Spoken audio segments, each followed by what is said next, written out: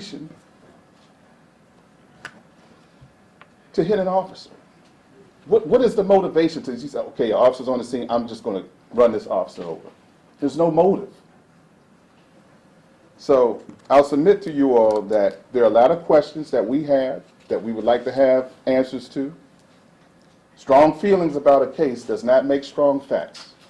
Our job is to get to the bottom of it, to get to the facts. Forget about the optics. Forget about all the elements that makes this case dramatic and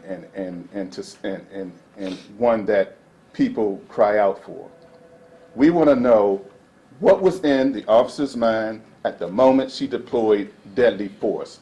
What probable cause did she have to believe that this person was going to do harm to her or some other individual in this residential district? What reasonable articulable facts did she have to believe that this individual inside of this vehicle was armed and dangerous? When you see this young man, he is a puny, 5'1", 120-pound young man.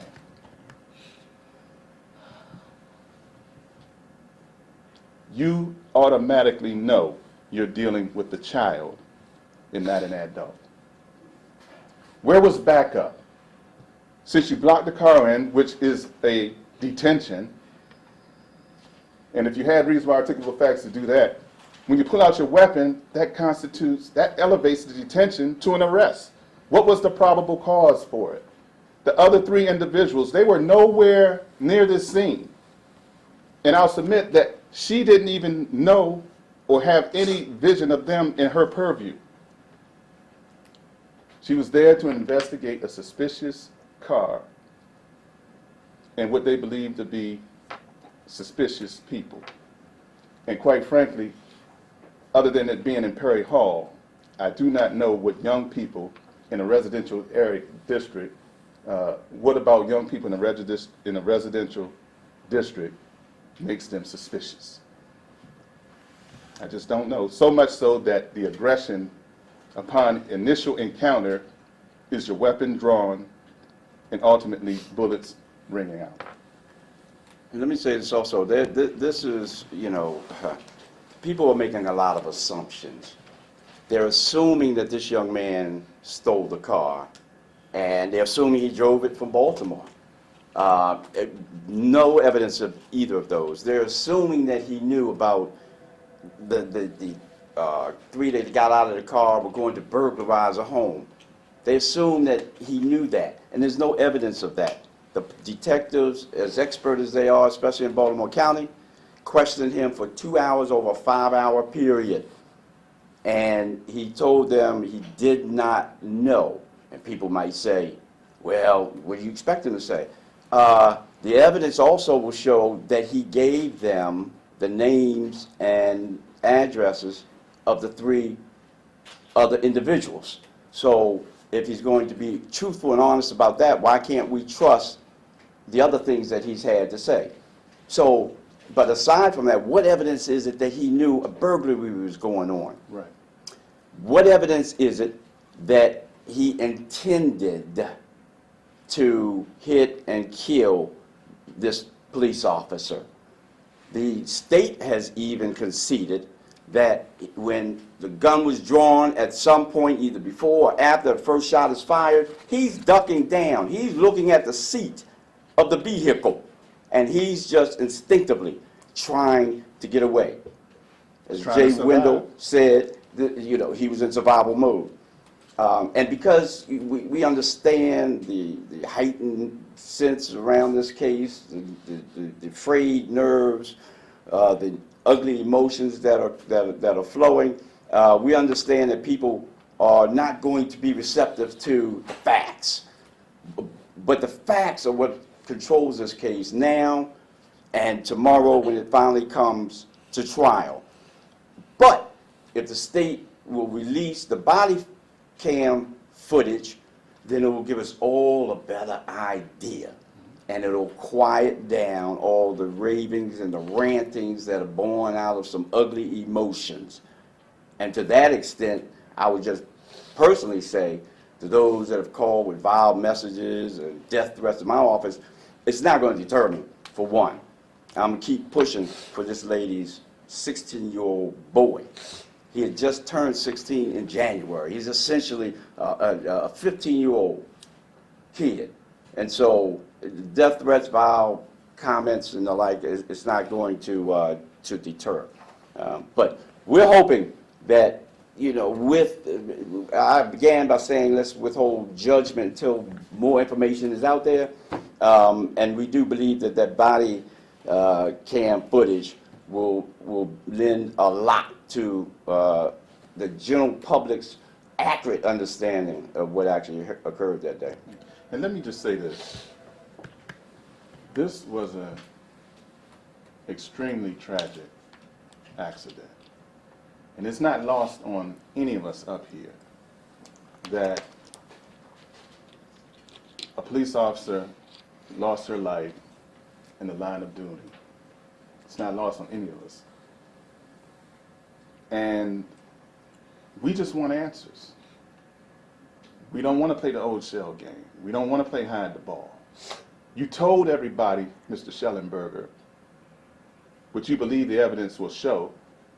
So what is it going to harm if you produce the video that you say backs up your evidence? Produce the body-worn camera so we don't have to speculate as to what we believe the evidence is going to show. We want to know why Officer Caprio found it necessary to draw her weapon on this 16-year-old child based upon what ostensibly amounted to a traffic stop. We want to know why she fired a shot into the front windshield of that vehicle. It goes through the windshield and exits out the back window, shattering it. We want to know why this was necessary.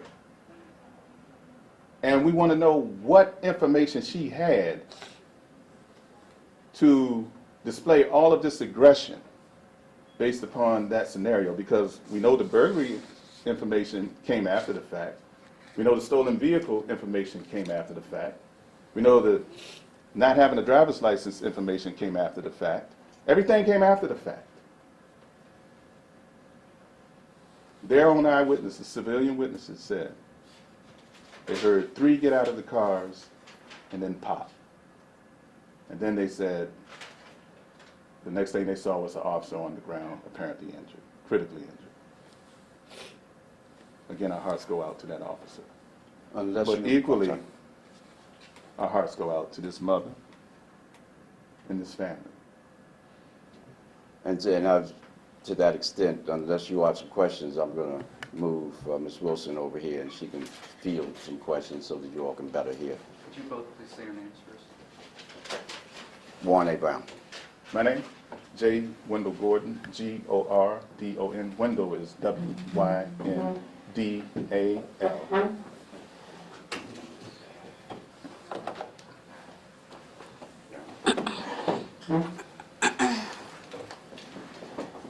So we'll field any questions you all may have.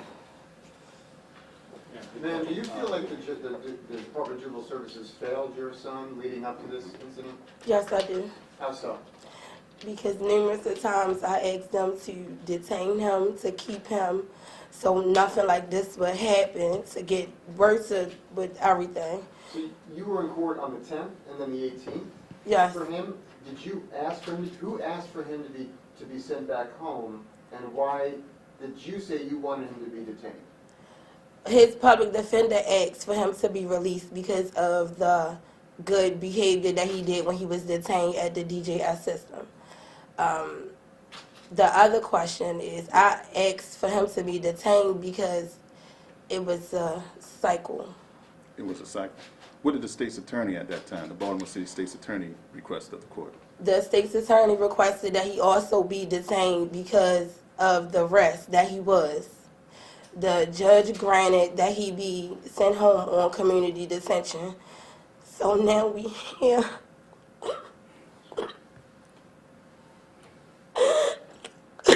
Like, this is my son.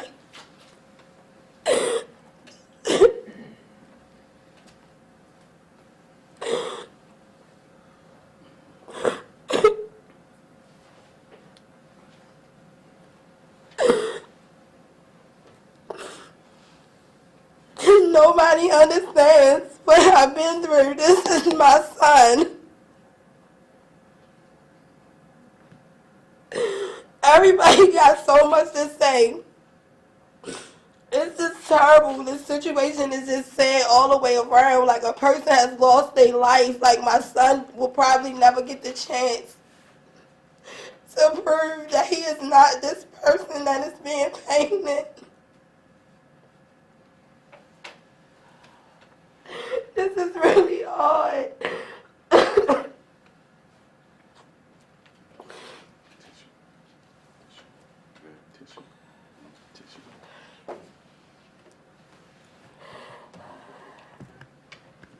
I did not want to come in front of y'all and break down and cry, but this is hard. I see my son mugshot on everywhere. This is not.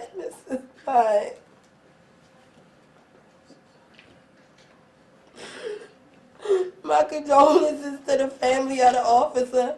My condolences from the bottom of my heart. This is so wrong. If they would have kept him, we wouldn't be here.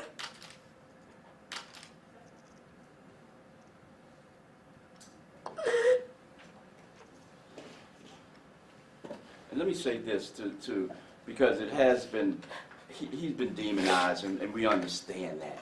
But let me put things in absolute proper perspective. Single, the only child, growing up in the household for 14 years, no problems. There's a newborn baby that comes along, and at the same time that the mother's devoting taking some attention away from Dawnta to the newborn, Dawnta is starting high school. You know how it goes from middle school to high school. Things change, so he starts to kind of hang with people. But he's 16 years old, and it's only been the last 4 or 5 months of his life that he encountered contacts with the juvenile system. And what were they for? They weren't for drugs. They weren't for violence. They weren't for guns. They weren't for any type of assault. They were for being in a car that was stolen.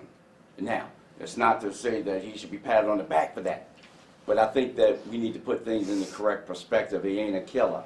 He doesn't have that spirit about him. That's not who he is. He's a kid that panicked when a gun was put in his face. Some people become incontinent when a gun is pointed at them. Some are paralyzed with fear.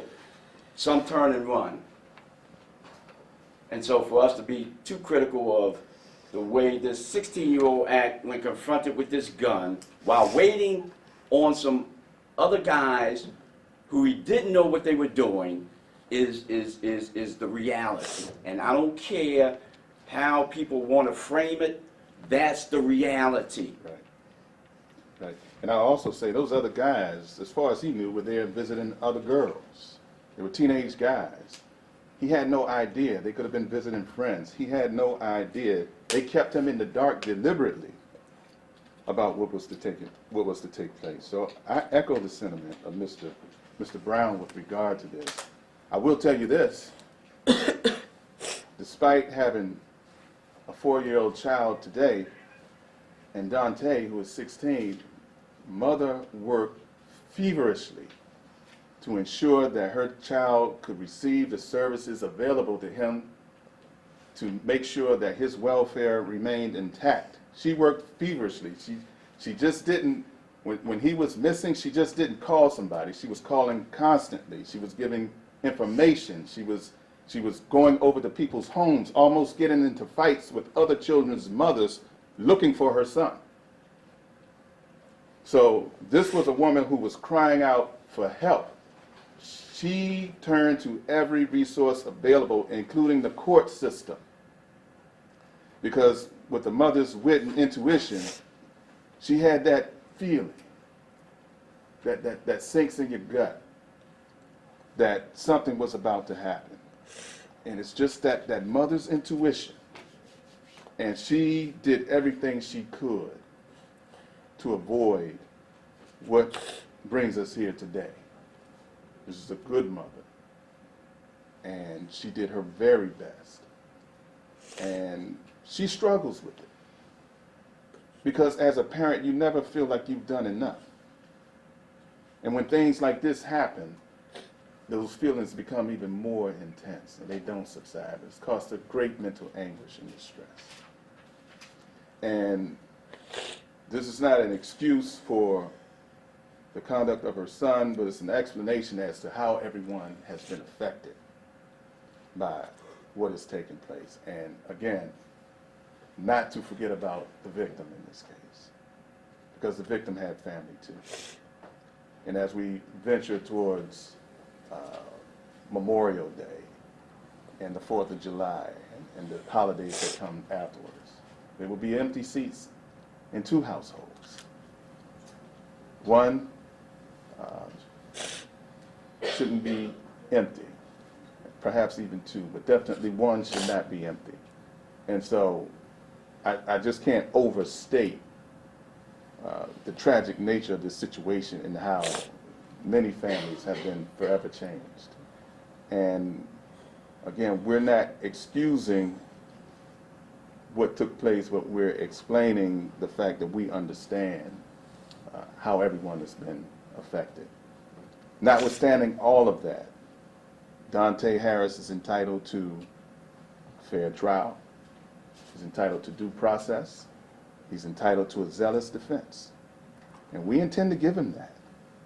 And we will not be deterred, dismayed, or in any way turned around about those who feel like no one should stand up for this young man. You know, people ask me sometimes, how can you defend people against such serious allegations? Even those such as this, when it even comes to cases of murder. And I always respond the same way. My cases are always much bigger than the person sitting to the right of me at trial table. We defend the Constitution. And quite frankly, our job is one of the noblest in the profession because we keep the system honest.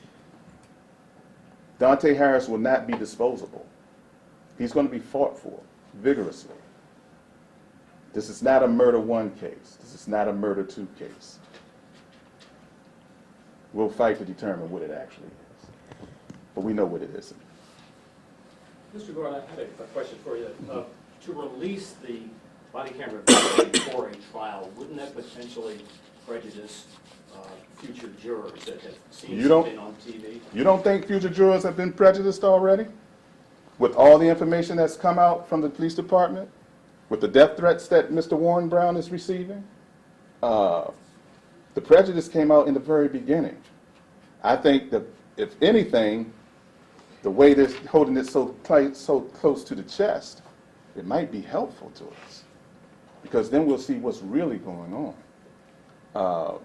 They've already described the horrific incident. We've seen videotapes in the Curtis Deal case. We've seen them in the Eric Garner case. We see videotapes. America is accustomed to seeing videotapes. So now you have a conscience? Why? In a case such as this? Baltimore County jurors are smart. We learned that. We learned that in the Corinne Gaines case. There was a lot of video going on. A lot of video that had been shown to the public. But the folks in Baltimore County can disabuse themselves of what they knew or what they thought they've known and judge a case based upon the law and the evidence. And I'm very confident that when they are able to see this case and receive the presentation of evidence that the state intends to present in our defense, I think that it will not be a first-degree murder case. I do not believe it'll be a second-degree murder case. I don't believe this will be a murder case at all. And so we look forward to our day in court. Because in the media, they can just throw out anything without the filters of the judicial process to ensure that only sufficient evidence is allowed to be considered, that only evidence that is worthy of a jury's weight is allowed to be considered, not opinions from lay people, not hunches and innuendo in the spewing of vitriol. We dwell in the courtroom. That's where we show our eloquence. That's where we'll show our defense. Could one of you gentlemen address the discrepancies in what you've maybe heard from your client about having a gun pointed at him and trying to escape versus what the statement of probable cause says he told investigators in terms of he drove at the officer? Well, you know what, that's interesting because, again, in my opening, I indicated that cases change complexion from the beginning to the end. For example, you'll read a statement of charges that says, written up by the officers, that says that the victim identified the defendant. And then, so that's what you have. And you say, oh, identify the defendant. And then through the discovery process, we find out that the victim says, well, it looks a lot like the defendant. But it was characterized as an identification at the time. He drove away from danger, and that might have been in her, well, obviously it was in her direction. They make it sound like he drove at her. But by the same token, you can't have it both ways because they also admit that he told them his head was buried down in the seat. So he didn't see where he was going. And we're talking about a 16-year-old who has no propensities for violence shown in his background. Why, as Jay Wyndel asked, is he going to take on a police officer who has this weapon pointed at him? Why? I mean, it doesn't make any sense. It makes sense that he would get away from him. It makes sense that he would duck down. And you know, what we think evidence will show is that if you had not ducked down, the trajectory of that bullet from the front windshield through the back windshield would have ripped through his head. And then everybody be talking about a police-involved shooting. And it would be a police-involved shooting or police-involved killing, but it wouldn't be police-involved murder. But every time we refer to this young man in this case, you know, they say he murdered this police officer.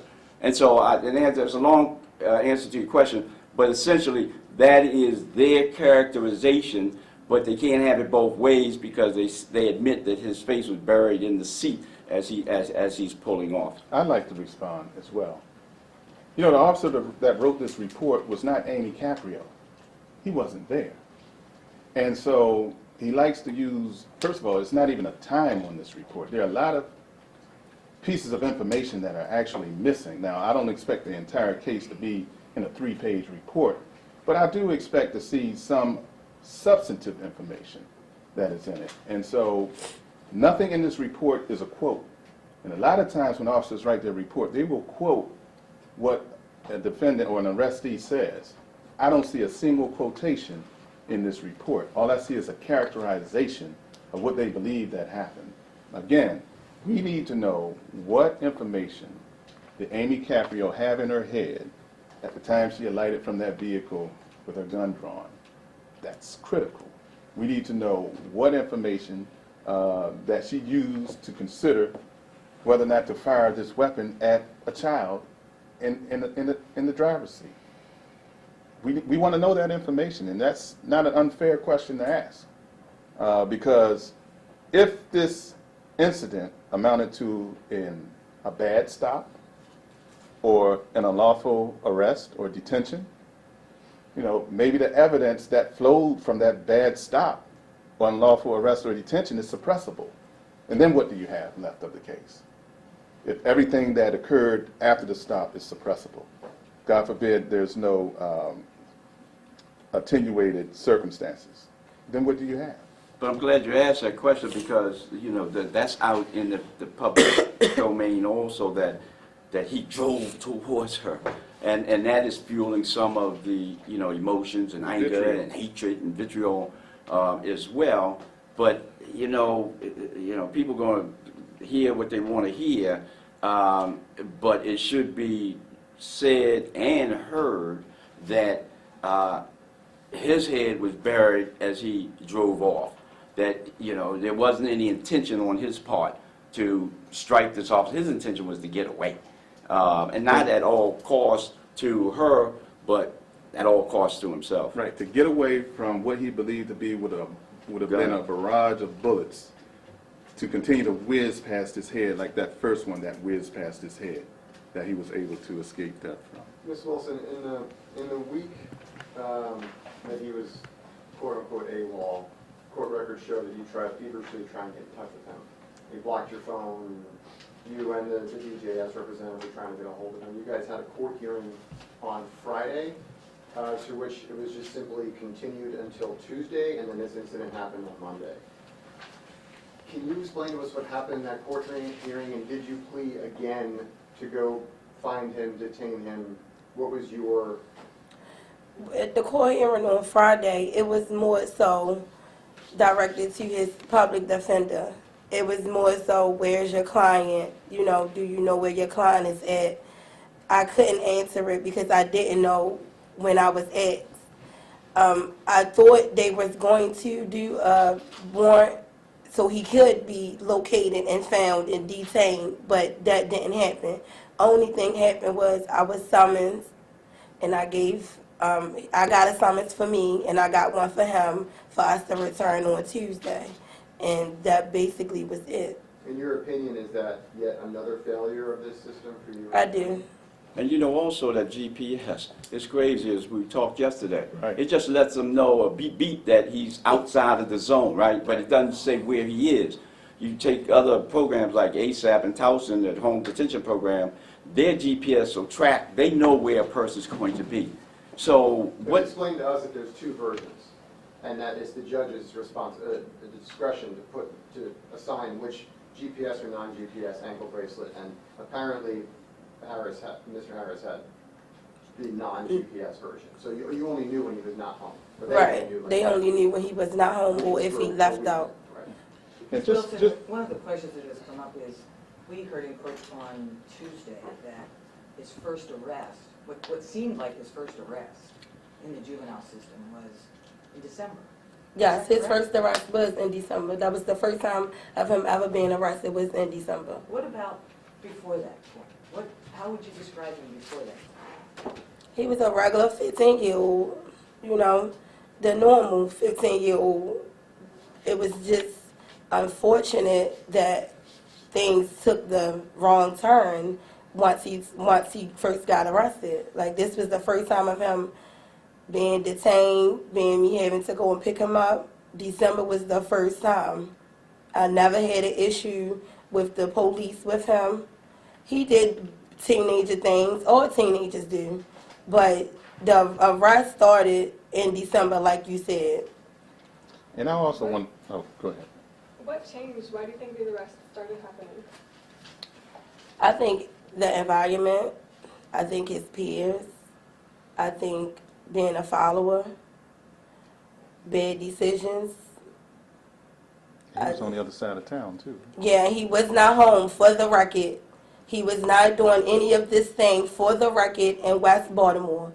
He was doing these things in East Baltimore. And if y'all look, y'all will see every arrest was located in East Baltimore, just for the record.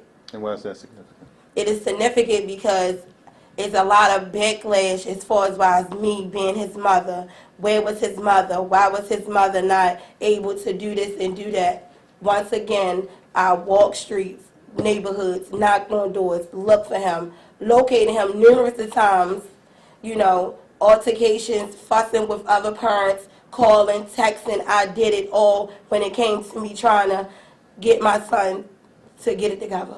And you even placed your job in jeopardy, didn't you? I did. I don't have a job now because the court from December up until now is a lot. I try my best to provide and take care of my children.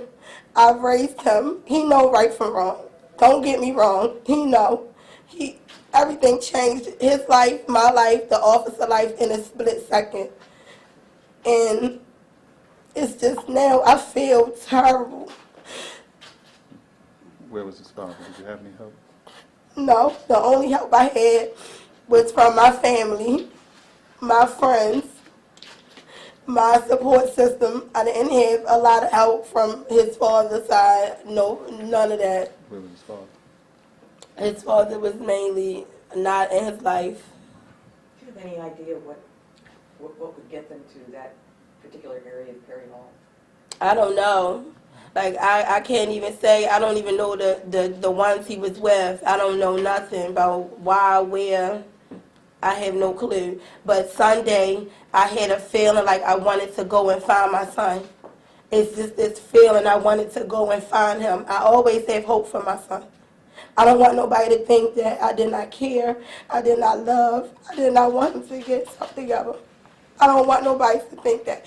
This is the hardest thing that I have to do, to try and validate that I did what I was supposed to do or try to. It's hard. It's hard.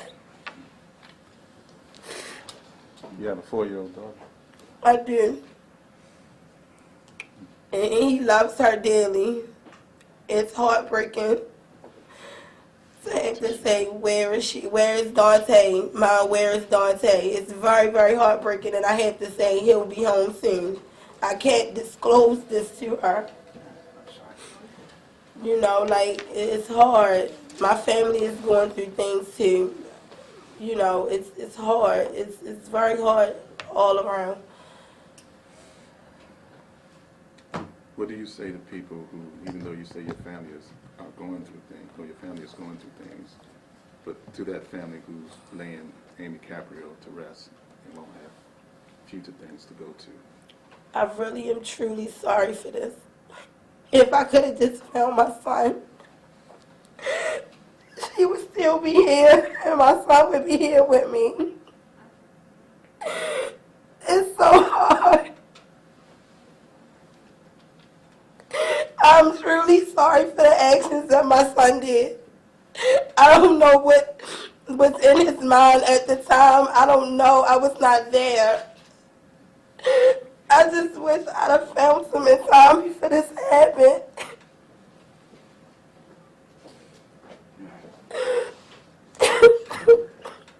Any other questions?